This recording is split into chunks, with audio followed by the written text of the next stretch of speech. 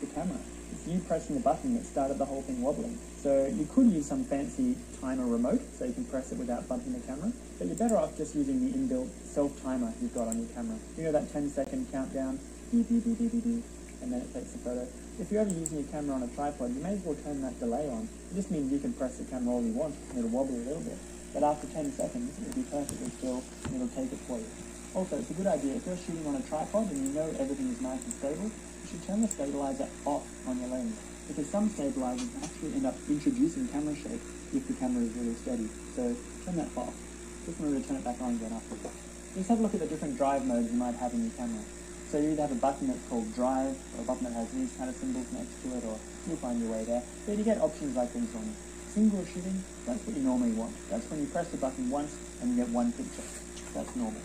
Or you've got rapid fire, continuous shooting, high speed continuous, and that's when you hold your finger down and the camera just takes as many photos as it can, as quickly as it can, until you take your finger off.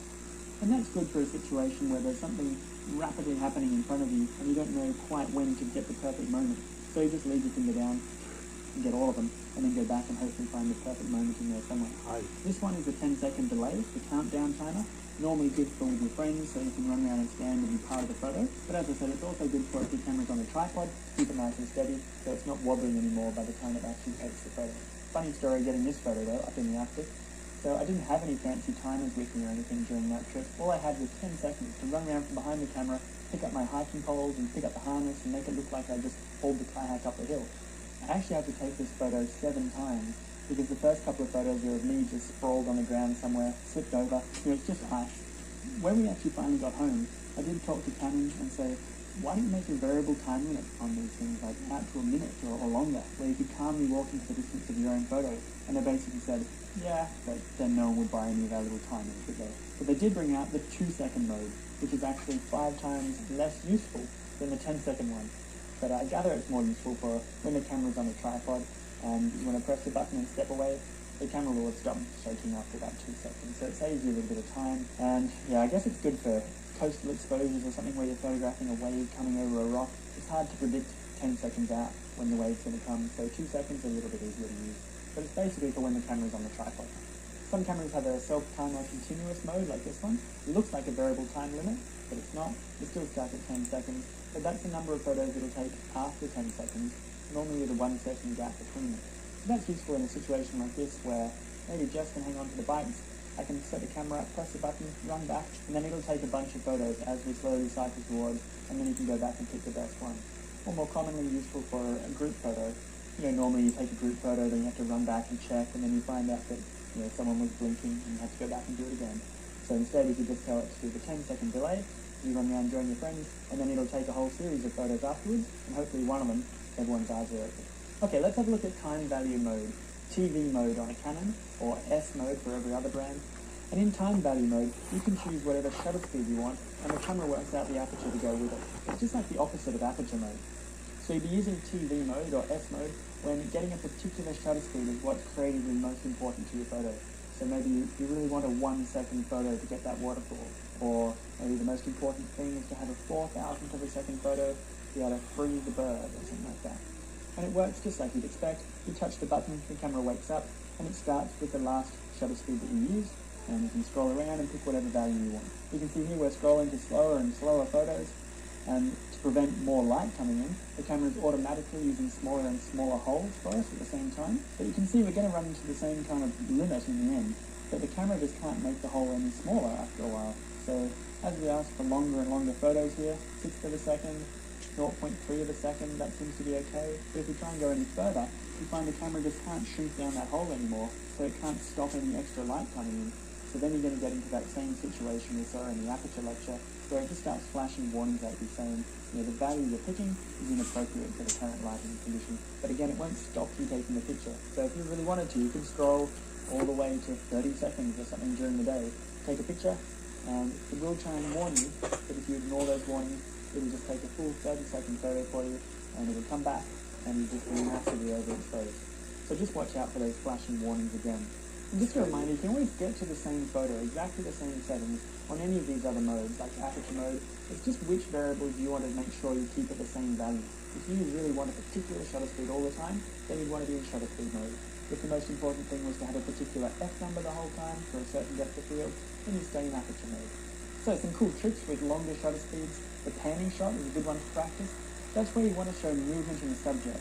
But rather than just holding the camera steady and having a long shutter speed and letting your animal or your car or whatever it is move past, because that wouldn't look very good, you just end up with a blurry subject. Instead, you can actually follow the subject with the lens as it goes past, and if you can keep the subject in exactly the same part of the photo, it stays nice and sharp, but the background becomes blurred and streaked past. It's a much nicer way of showing the subject moving than having a blurry subject. Experiment with different settings. Start off with about 10th of a second or 20th of a second. So that's still fairly slow. And then just look through and follow it as it comes along. Click. You take it when the animal or the car is right perpendicular in front of you. You should end up with a pretty cool result. It's just practice. You'll get a lot better even in the first couple of times you try. The zooming in shot. Try and imagine what your photo would look like if you zoomed in while you were taking the picture. Kind of weird? Yeah, but it is kind of cool. It creates all these leading lines, kind of pulling your attention into the subject, which can be a nice creative effect. Now for our shutter speed class, what you want to do is just go outside and find something that's moving. It could be a car driving past, it could be a friend walking back and forwards in front of you. Ideally it might even be a waterfall or a fountain. So then set your camera up on a tripod, ideally, and then wake it up. That's an important step. You've got to always remember to wake up your camera so that it's alert and looking at the lighting out there and stuff. Otherwise you wouldn't know if it was trying to flash warnings at you or not. And then try and scroll down to the slowest shutter speed you can. So you wake it up, scroll slower and slower, watching your shutter speed, and eventually you'll get so slow that it'll start to flash warnings at you. Then come back one, and then it should calm down. That's the longest, slowest photo you can take. So go ahead and take that one, click, and you probably see that shows the movement in the fountain or the waterfall or the car going past. That'll show movement blur. And then take the same photo again, but now with a fast shutter speed. So you'd wake it up, and then go the other way, faster and faster, and then finally it'll get too fast, it'll flash warnings at you, come back a bit, okay? Then that's the fastest photo you can take in that situation. So take it, and you should find that the movement has been frozen, or at least less movement has occurred. Now because we haven't really covered ISO yet, that's in the next lecture coming up. For now, just put your ISO on a middle sort of value like ISO 400, that'll be fine.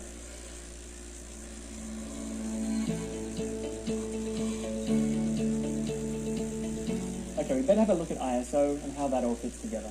And just a reminder, there's an ISO section in the booklet that goes with this course, as well as the little summary set of plastic clip cards. Got a handy little reference there if you ever forget any of these key tips. So ISO is basically a variable setting for how sensitive your camera is to light, how much light it needs to collect to be able to give you a correctly exposed photo. Now, ISOs go from about as low as 100, that's a fairly low value, unsensitive. That means it needs to collect an awful lot of light to be able to get you a picture. Or you could crank your ISO right up to 1600, several thousand, and then it's very sensitive. It doesn't need much light at all. Even a little brief amount of quite faint light, and the photo's already finished and give you a correct exposure. Now there's all kinds of ways people have managed to get themselves confused about ISO, what it is and how you use it. Basically, this is the simplest way to understand ISO. The higher you turn your ISO, the more sensitive your camera is to light, so it doesn't need to collect so much light anymore to give you exactly the same picture. So instead of having to leave the shutter open for ages and collect this huge amount of light, even just the first little bit of light coming in is enough, the shutter finishes, and that means you're able to get faster shutter. Now that's a real advantage to be able to have faster shutter speeds than you otherwise could, particularly in low light, when otherwise the photo's just too long and slow, and you end up with a lot of camera shake and you get blurry photos. Even if you have your camera on a tripod, the subjects are still moving around, so they're still blurry. Whereas if you have a fast photo, great, you can handhold it, no one's moved anywhere, and that's great. Or even just for extra fast photos during the day. Like if you're trying to freeze a bird in flight, maybe the fastest photo you could normally take would be about 500th of a second. That's pretty quick, but it's not quick enough to freeze the wingtips on the bird. So if you turn your ISO up, you might then be able to take 4,000th of a second and absolutely freeze those wings. It's the same thing if you think about it. By turning the ISO up, we've been able to get faster shutter speeds than we otherwise could, either in low light or just because we want an even faster photo during the day. So here's a little example to help that sink in. I wanted to try and freeze these water droplets, so with a very fast shutter speed. But because it was early morning, there wasn't much light around. The quickest photo I was able to take was only 20th of a second. Now when I say that was the quickest photo I could take, if I was in peak program mode, then that means all I could scroll to was 20th of a second, and it wouldn't let me scroll any further. Or if I was in shutter speed mode, That means I could happily scroll to 20th of a second, but if I tried to go any faster, like 50th of a second or 100th of a second, it would have just set the flashing warnings at me saying no, and would have had to have come back anyway. So no matter what, I couldn't get a faster photo than 20th of a second. But if I crank my ISO up to ISO 1600, then all of a sudden I'm able to scroll all the way to 300th of a second to get that creative effect I wanted, to freeze the water droplets. But it's important to realise that other than that, the photos look the same. It's just by turning your ISO up, you can get away with faster shutter speeds. Now if you crank your ISO too high, you do have the downside of losing a little bit of quality in the image. It's called ISO noise. The same thing used to happen with film, due to a totally different reason, but it looks similar. When you zoom right in on the image, you see it looks a bit gritty and grainy. You get these kind of random speckles of colour. Now this is nothing like as big a problem as people make it out to be. You know, you really only see ISO noise if you zoom really a long way in, or if you blow the picture up really huge. Let's take a look at a series of photos taken of the same patch of blue sky at different ISO levels. And you can start to see the higher you crank your ISO, the more we're starting to get these random little speckles of colour in there. But this technology is getting better and better all the time. This example is a Canon 5D Mark II. That's ancient in terms of cameras. So the same example again, now with a 1D Mark IV. So even that's a good couple of years old. And now you can see the ISO is much better. Unfortunately, you still have people going around saying, oh no, don't turn your ISO up more than about 800, it'll be unusably noisy. Just completely not true. These days you can crank your ISO to ridiculous values, and it basically unlocks photos that were previously not even possible. I'd much rather have a little bit of speckly noise in my photo because I've used a bit too high ISO than not having used high enough ISO and end up with the shutter speed being too long and slow and have a blurry subject. You know, a blurry subject is really obvious and it ruins the shot. Having a little bit of ISO noise, it's not the end of the world, and in fact post-production is getting better and better at being able to kind of smooth out that anyway. Let's zoom out this photo. This is the example photo of the really ancient camera, the 5D Mark II, at the 12,800 ISO, which was the worst that camera was prepared to offer us. And by the time you zoom all the way out, it just looks nice, uniform blue sky. If that was a full-frame photo of a bird, that would be fine. So I actually err on the side of safety by having slightly too high ISO than too little. Now all this has been about turning your ISO up to help you get faster photos, but the reverse is also true. If you wanted to slow your shutter speed down and get really long, slow photos with lots of flowing movement in there, it helps to turn your ISO down. So if you dropped your ISO down to ISO 100, something like that, you'll find you might be able to access much longer, slower shutter speeds than you could before. So the take-home point for ISO, if you like, is basically to treat it as an extension tool for your shutter speed. It's something you can completely forget about and ignore, really, until you find yourself going, gee, I just can't get a fast enough photo. You know, the bird's wings are still blurry or whatever it is. Then, turn your ISO up. Then you'll be able to access much faster photos than you could before. Or if you're like, I wanted to get a slower photo than I seem to be able to get. I want a longer photo for more movement blur. Then drop your ISO, and you might find you'll be able to access much longer, slower photos. But to avoid noise, the idea is just to keep your ISO as low as you can. There's not much point having your ISO super high and getting really fast photos if you didn't need to, because you're also going to get that little bit of noise quality loss. So that's it really for ISO. You've already covered aperture and shutter speed, and together those three things form what's called the exposure triangle. They're the three variables you can control to affect the way the light ends up in your photo. You know, so your shutter speed is how long the shutter is open for, how long the light's coming in for. Your aperture is the size of the hole, so how much light is coming in. And then your ISO is basically how much light it needs. So by varying all of those three things, you've got complete control over your camera. Now before we go out and practice ISO, I just want to touch on a couple of other camera modes, things like manual mode. Now unfortunately there's a real misnomer around with manual mode in that people think unless you're shooting on manual mode, you're somehow not getting the full creative control out of the camera. That's just completely not true. Values like, aperture mode, shutter speed mode, they're still giving you complete control. You can still get to every setting you could imagine. You've still got exposure compensation, so you can still get the photo brighter or darker. A lot of people think you need to go to manual mode for that. In manual mode, you've got to do everything yourself. You've got to pick your own aperture, your own shutter speed, your own ISO, and it doesn't help you match them up. So if the lighting changes or if the scene changes, you just end up with incorrectly exposed photos all the time unless you're forever watching that little light meter and balancing all these values and juggling them around. Now manual mode is useful in situations like in a studio where you want to be able to set your values up once and you don't want anything to change depending on different subjects moving in front, or complex flash work. You don't want your camera to respond to the ambient light because you're going to change the whole world with different flash lights. things like that, then manual mode has a use. But normally, out in the real world, running around where the lighting's changing and that kind of stuff, it's just slowing you right down. Bold mode is another mode that's worth looking at. This is how you can get beyond that 30-second limit and start taking longer, 2-hour star trail photos or something like that. If you don't have a bold mode, don't worry, it'll be hiding inside your manual mode. So in bold mode, you can pick whatever aperture you want, but then with your shutter speed, it's determined by how long you leave your finger on the shutter button for. So you could actually hold your finger on there for an hour and get an hour star trail photo or something. Obviously you'd introduce a lot of camera shake and your finger will get a bit sore. So that's when you're actually designed to plug in one of these external timers. So that's the same as pressing the button on the camera, and that's the same as leaving your finger on the button. And then you can come back later on and turn it off. Now if you don't have one of these fancy timers, that's alright. On our photo safaris, we go out to these beautiful places where the sky is super dark and the stars are so rich, everyone wants to take star trail photos. Not everyone has those timers. So you can still experiment just by, you need to find a way to hold that button in without hanging onto the camera. The best way is just to hold it in with a bunch of rubber bands. You might need to put a little stick and that'll hold the button in there, and then you can step away and the camera starts taking a picture. You come back an hour later. Don't worry about you might be wobbling the camera for the last 100th of a second as you pull the stick out. It doesn't matter. Think about the ratios involved. If it's taking a whole hour for that faint light to register in the picture, the last 100th of a second of wobble isn't going to make any difference. Obviously it's more convenient to have a fancy timer, and you can get one eventually, but just to start with, it's good to know that you could go out tonight and take a star trail photo just to see if you like that kind of thing. So for our prac session on ISO, you should test out how it affects both aperture mode and shutter speed mode.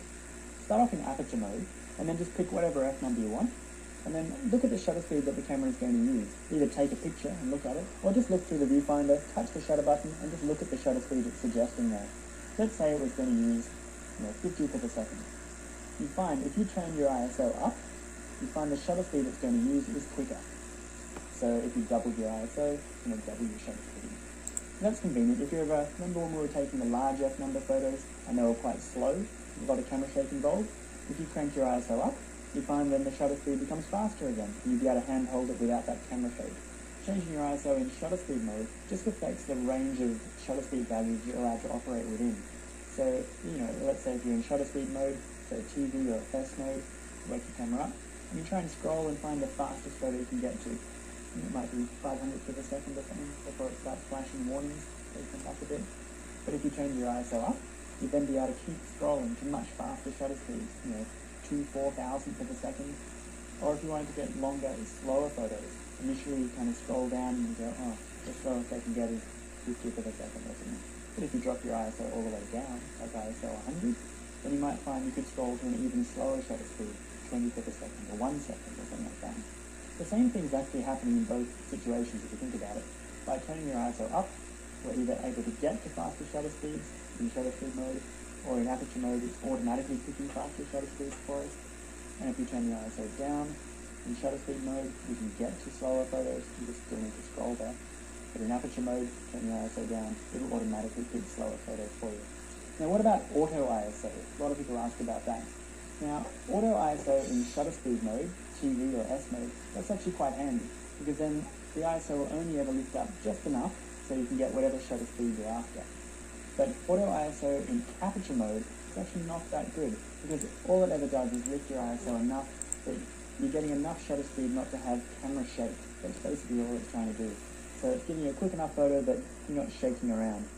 Often it's nothing like quick enough to be able to freeze the animal or the bird or the person walking around. You still end up with blurry photos. So I don't use auto ISO for aperture mode, but I use it quite a lot in time value mode, shutter speed mode. So after you've done that practical session, make sure you come back and find the next lecture in the series, which is on lighting. There's so much you can learn about lighting, just the simple stuff like the different types of lighting, the different directions of lighting, how that affects your photos. It's a really powerful thing to know.